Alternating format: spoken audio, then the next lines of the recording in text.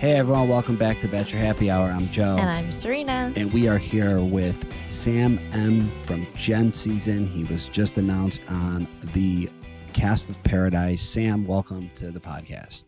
Hey, thanks for having me. I appreciate it. Of course. Where are you located? Located in Murrells Inlet, South Carolina. It's probably 15 minutes south of Myrtle Beach. Okay. Nice. How far is that from? We got married in Charleston. Okay. All right. So probably an hour and a half from Charleston. Yeah. How That's hot is it awesome. over there right now? It's hot. We've had a lot of rain recently. Probably the last 2 weeks. I think we've had more rain than I've seen in probably the last 2 years. So it's whenever the sun comes out, the humidity is way up. So we're feeling it over here. Nice. So what do you do for a living?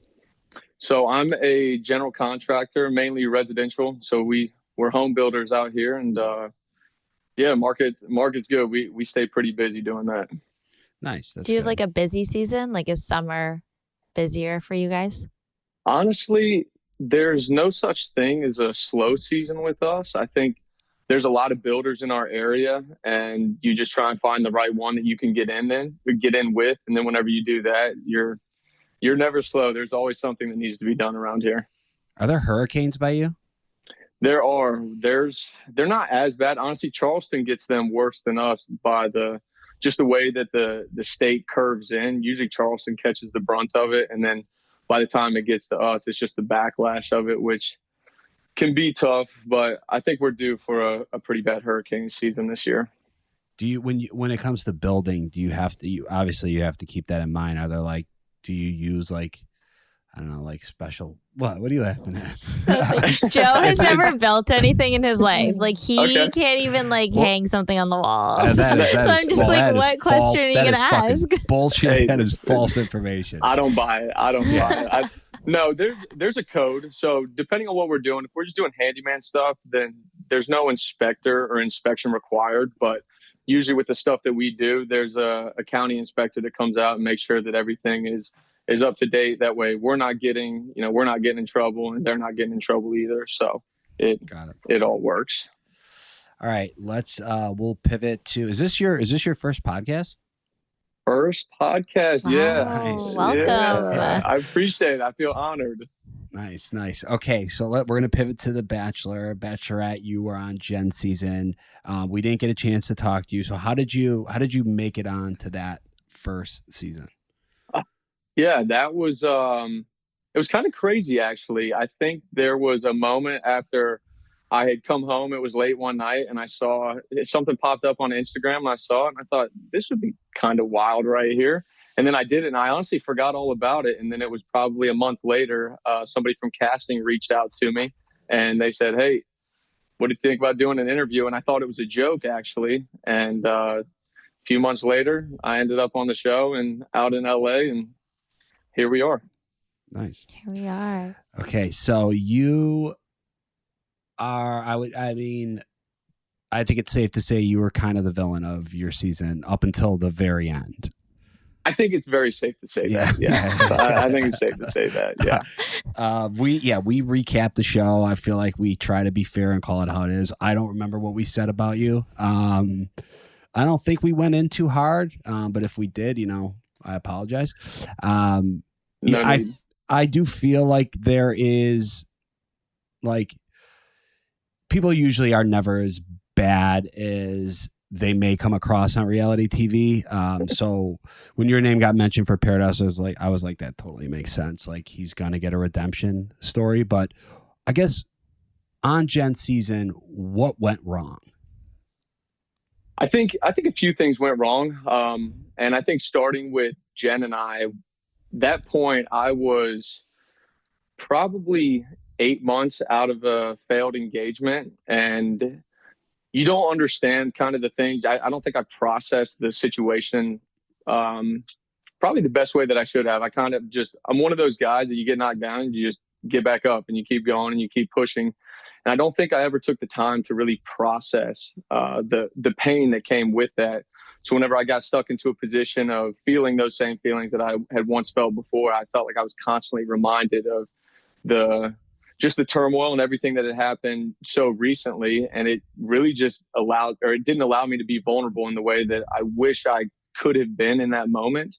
And even in a few other moments, I think I was looking for validation. I was looking for credibility. I wanted it to be something that I knew if I put my heart out there that she would pick it up. And ultimately that's not the love that I actually believe in. I believe in being completely vulnerable. And I think that's the most special thing about a relationship. So, I think just being unable to see that in the moment and in that environment, as chaotic and as stressful as it is, I fell super short with her towards the end of it all.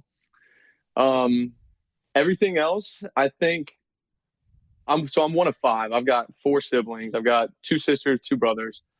I'm the oldest boy. And I think there's just a level of protection it's just kind of been instilled in me from the very start of life with me. So I think out there, it's not about making friends, but also, as you guys both know, in that environment, as crazy as it is, and no outside communication with anybody, you kind of, at least for me, I had to make friends with somebody to be able to try and I think kind of decompress. It was a lot more stress than I had anticipated, having a mic on the entire time and cameras in front of your face. You almost feel like you couldn't even breathe to a certain extent without somebody looking right over your shoulder. So I think with all of that, I made friends out there, and it just so happened that the friends that I made were like with Aaron. That was a tough one. I think the way that he went about some things I didn't agree with, but that was also my first roommate. So I understood his heart and where he was at. And I knew that he was trying to do the good thing or do the right thing, and just didn't have I just don't think the way that he went about it was necessarily correct. And I just wanted him to know, like, hey, I'm with you. I've got your back. And in the moment, you don't know what all that's going to look like and how it's all going to unfold on TV. And kind of the same thing with Thomas. I know that I looked like the ringleader in it all, but really Thomas had said something to me the following week, which was, hey, have my back. And I think walking through the amount of life that I have, that I've been in situations where people didn't have my back. So it's kind of one of those things that I do take over the top when somebody says that to me. I want them to know, like, hey, whatever this looks like, whatever this might bring, I've got you. And ultimately, that's kind of what stuck me, in the situation that it did. And it doesn't make every action that I made correct, because it definitely was. And I think my delivery can be a bit abrasive. And it just comes really from a level of protection with a lot of people and a lot of people that I care about. And being able to see that back on TV was something that I could really take a step back from and think, okay, I need to change the delivery on all of that right there. Yeah, I was going to ask, where do you think as a person and a future partner, where you have grown since Jen's season? So I think first and foremost, I've just allowed myself to process the pain from my past relationship with my ex-fiance. I think I was able to just understand that sometimes that's just the way the life goes, and it's not fair and it's not right, but you've got to maneuver through that, because I don't ever want to bleed on somebody that didn't cut me. And that's an area that I felt like I had. And, in my future after that right there was just not being able to process not being able to process my emotions, just being so afraid to talk about them and let people really get close to me in fear of being hurt. And then understanding that, like, the love that I want is, it's not that. And I can't play that safe card with everybody. And one day somebody will pick up what I put down. And whenever that time comes, then whether I get my heart broke one time or 100 times, it'll all make sense one day. Did you, I don't remember exactly, but did you tell Jen that you loved her or you were falling in love with her? Yes, I did. And do you think those feelings were real, or do you think you were caught up in the moment? No, I don't think I was caught up in the moment. I think from everybody else's eyes, it definitely looks like that. And I understand it. I don't try and argue with anybody about that. I think our relationship was a lot different than what anybody saw. And I do think the environment is definitely, everything's very enhanced. And I think it's a little bit of both, but I think where I was at, I was more in love with the fact of the way that she chose me. And I think the way that she looked at me was something that I always paid attention to, which is something that I've always longed for. And so I think a little bit of both. The feelings were definitely real in a very enhanced situation. Yeah. And yeah, so probably a little bit of both. There had to have been some satisfaction with how everything played out in regards to your feud on camera with Devin and then his sort of post-season downfall. Yeah, everything comes with You the liked cost. that, eh? Well, You like the way I it worded that. sounds like what show are we on? What show are we watching? I feel like it's like a Game of Thrones. No. It is, in a way. Everything comes with a cost. And even for me, I think not necessarily stooping down to his level. I don't think a lot of people got to see why I reacted the way that I did.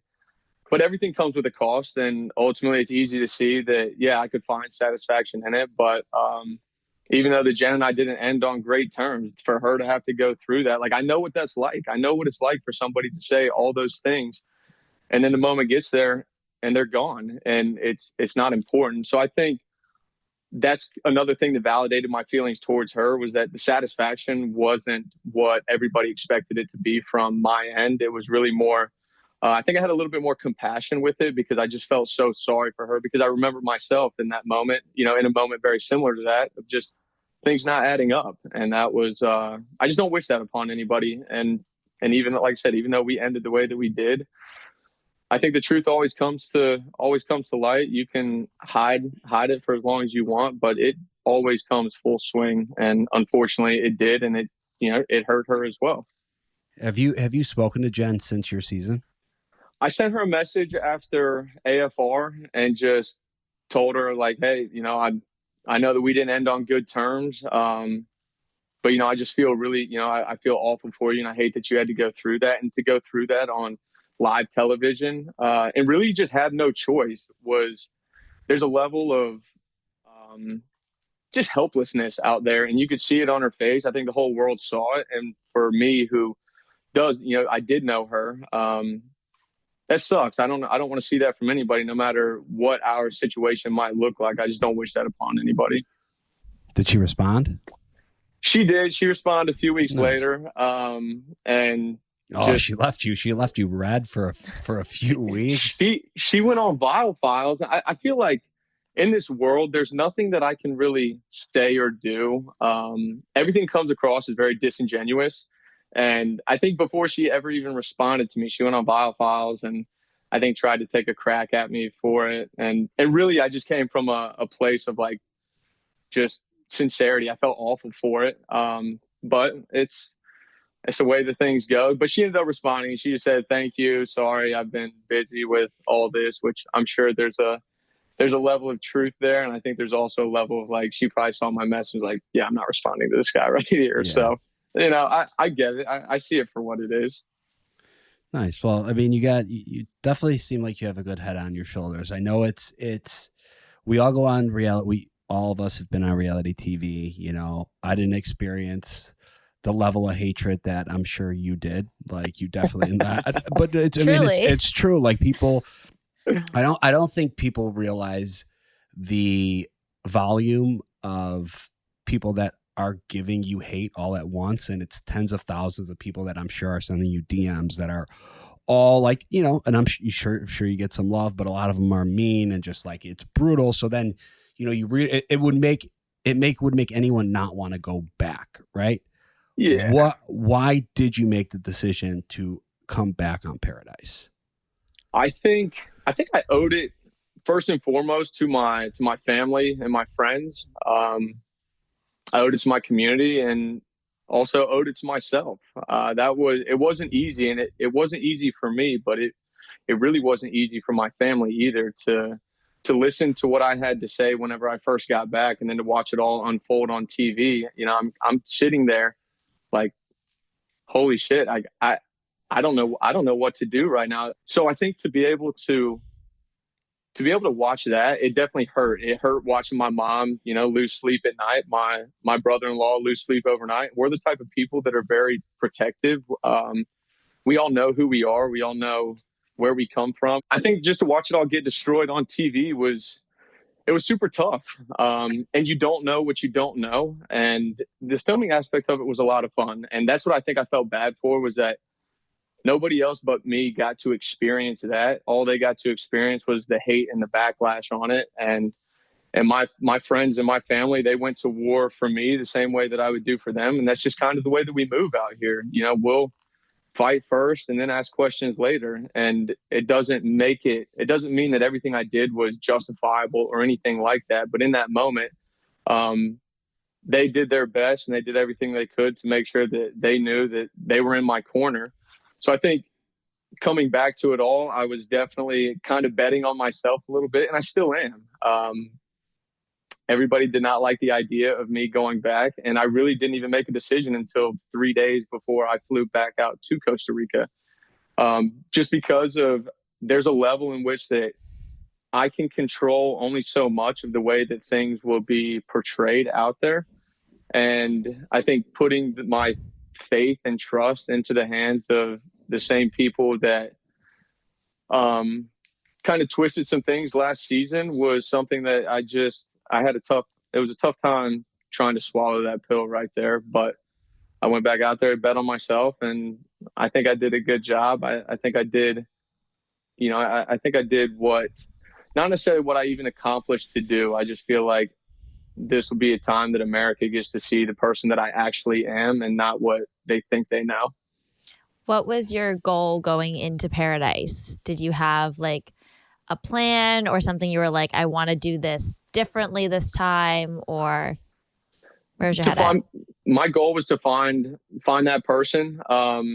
There were some people that I was really excited to, or that, I was really excited to meet on Paradise. And I think that's where my head had to be at first. And then, whatever happens from there, I can also control my emotions a little bit more. And Paradise, as you guys both know, it's a different vibe out there. You're not chained down. You're not forced to be put in these environments. And I think that's what was so difficult for me the first go around, was that I couldn't remove myself from the situation, which is what I was so used to doing. If there was ever any conflict, I just wouldn't deal with it. And I could leave it all. And on the Bachelorette, they stick it right in front of your face.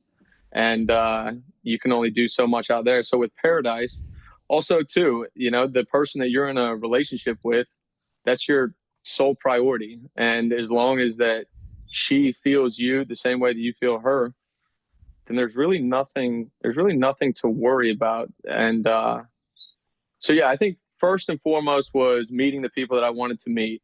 And then second was remembering that my friends and family back home that didn't support me going back out here, I just wanted to make sure that I did my best to make things a little bit easier on them this next go around. Who was on your list of people that you were interested in meeting?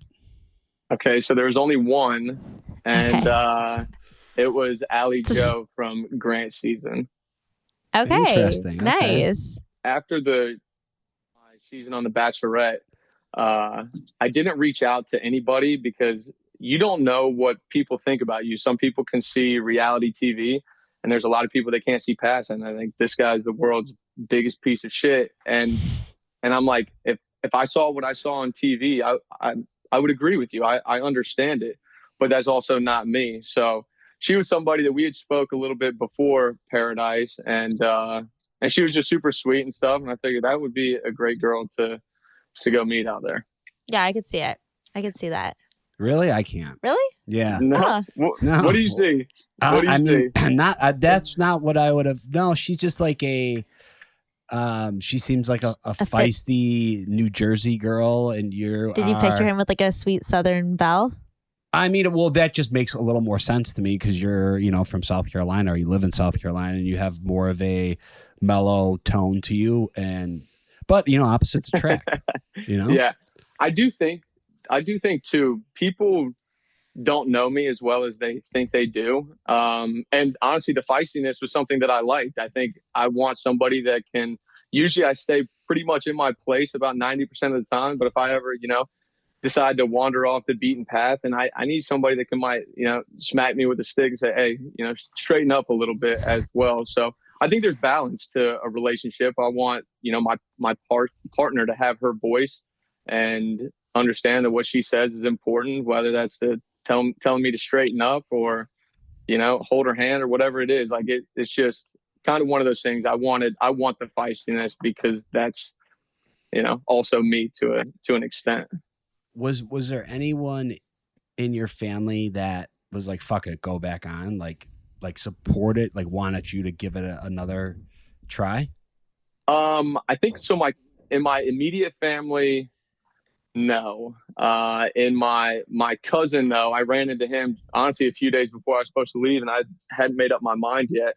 And I was telling him about it, and that's exactly what he said. He's like, dude, fuck it, go. He's like, you've already learned this, you've already learned the hard way one time. And if it happens again, look at you now. He said, that's what he said. He said, you came out on, it was definitely tough. He said, but you came out better. Maybe not in the eyes of America, but you as a man came out better and you can handle it. And now if it happens again, like, you know what to expect, and anything that, if it's even better, which I couldn't imagine going much worse. I feel like I set the bar pretty low. So like this time around, it's kind of one of those things. He said, you know what to expect. If they do it, so what? And if they don't, then it'll all be worth it. Yeah. And the good thing about Paradise is like the audience loves a redemption story. And rarely is it like someone has a really rough go on Bachelor and Bachelorette and then comes on Paradise and it goes worse. I can't think of a time that's happened. Hopefully it's not. Hopefully you're not the first one, Sam. Well, look at look at Nick Viall. Like there's someone who I think he was. I didn't watch his season, but villain-esque. On his season. Then he went to Paradise, got a redemption story. They made him the Bachelor, and now he got a fucking bag for his podcast. Like there you go. Yeah. I mean, it happens. I do think that different energy this time around. I was super skeptical even walking in. Whenever I walked into Paradise, I expected for there to be people that embraced me. I expected some people to kind of hold me at an arm's length because they didn't know what to expect. And then I expected the other group of people to be like, fuck this guy right here. This guy sucks. And I understand it. I really do. If I saw what everybody else saw, I agree with it. But that's so far from who I am. And then getting to Paradise and everybody was just so warm and welcoming. It just felt different. It made things just super easy to kind of move out there. And I think it'll be good this time around. Nice. Yeah, I think that's the nice thing about going back on one of these shows is like everyone gets it, right? Like there's a lot of people that they don't truly they don't understand the filming process and the reality TV of it all. So they see you kind of as one person and they hate you, but everyone here kind of knows like, okay, like, he made some mistakes, doesn't make him look good, but like, is this guy really that bad? Like this guy is not like you called yourself the biggest piece of shit in the world is how you came across, but like really not really, like it's not that bad. Like you weren't that bad, people keep saying that. I got a tough time. I've got a tough time believing it. And maybe that's just me because I hold myself to a pretty high standard. Living in a small town where I do, your reputation is everything. And having a big family, if you don't know me, you probably know one of my sisters. If you don't know them, you probably know one of my brothers. My parents graduated in this area right here too. So my last name, there is a reputation that I like to keep. And I think maybe that's why I just took it to heart so much watching it all back. Cause I thought this is, outside of embarrassing, it wasn't even somebody that I didn't like. It was somebody that I just absolutely hated on TV. And it makes things a little bit difficult to try and, convince anybody otherwise. But yeah, that's the nature of the beast. Yeah. If I remember correctly, your family was active on social media in defense of you during the season. Can we expect that this season as well, or do we have new boundaries in place? What's the vibes at family dinner? No, everything is It's cool, calm, collected. I think I wouldn't want to put them through what I think there's a level of responsibility that I had to take with it all, and knowing that I did put them through some of that, even though that some of it was unwarranted. There is a level of accountability that I had to take, and watching my friends and my family go to war with everybody. But this time around, no, it's just not worth it. It's not worth the. Well, you'll never beat the internet, right? You're just never going to beat. not. You're just out. You're outgunned for sure. No, Like, you never exactly. It's not worth it. It's not worth it. Also, anybody that wants to believe everything they see on reality TV is probably somebody not really worth arguing with. And I think that's kind of the level that we all got to. And it doesn't mean that you don't take what they say and try and make yourself better. It just means you filter everything. But yeah, so this time around, there's going to be none of that. Yeah. I think your situation was also a little worse too, because you're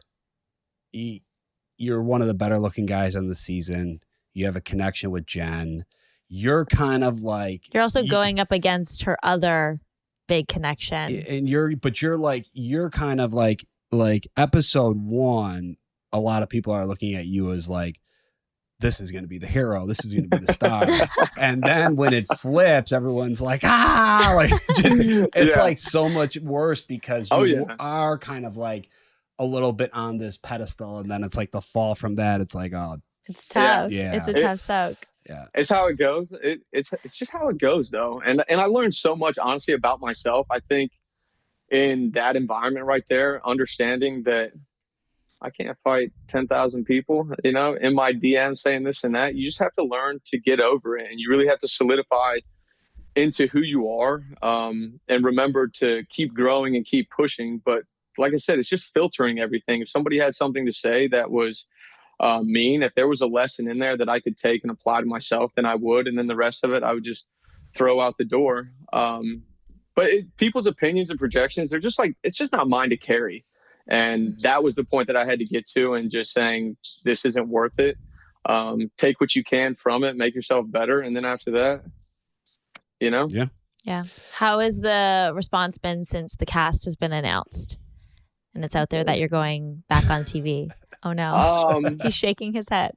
So I haven't looked at a whole lot. I don't get as involved in it as I think I did whenever I first got back, because I was so excited about it all. I think this time around, I'm more just letting the cards fall as they do, and really nobody's going to know anything about me, and until July 7th. And whenever that happens, then we'll see what the response is like then. So for now, it's still a lot of hate, but it's probably 50-50 now because of what Devin did and blah blah blah. So that's true. It's That's true. yeah. If before we let you go, what is one thing you're hoping the audience learns about Sam as a person after Paradise? I think that I'm just kind. I think that's what I want people to see, is that I'm very kind and much more soft-spoken than what anybody knows. Also, my emotional intelligence might be a little bit deeper than what everybody thinks as well. So, but I think ultimately it's just that I'm kind. That's what I want people to remember, the way that they felt whenever they talked to me or whenever they were around me. I think that's kind of what I aspire towards in life, is that, how do you want to be remembered? I want to be remembered as that guy that made somebody feel good, made somebody feel confident, and the exact opposite of what they all saw a year ago. Can you give us one word that you think describes this season of Paradise? Messy. Okay. We like to hear that. Sam, really appreciate you taking the time out. I'm rooting for you. I hope this all goes well. Thank you so much. Yeah, I appreciate you guys. Seriously, thanks for having me. This is my first podcast, so you did well. I'm glad it was with you guys. I appreciate it. Yeah. We were happy to have you on, and you did great. And I'm sure we'll see you again soon as the season starts to air. I'm sure you will, for sure. To our listeners, thank you so much for tuning in to the Bachelor Happy Hour. Make sure you download and subscribe to the podcast. We will have new and exclusive interviews coming your way. Thanks for listening. Bye.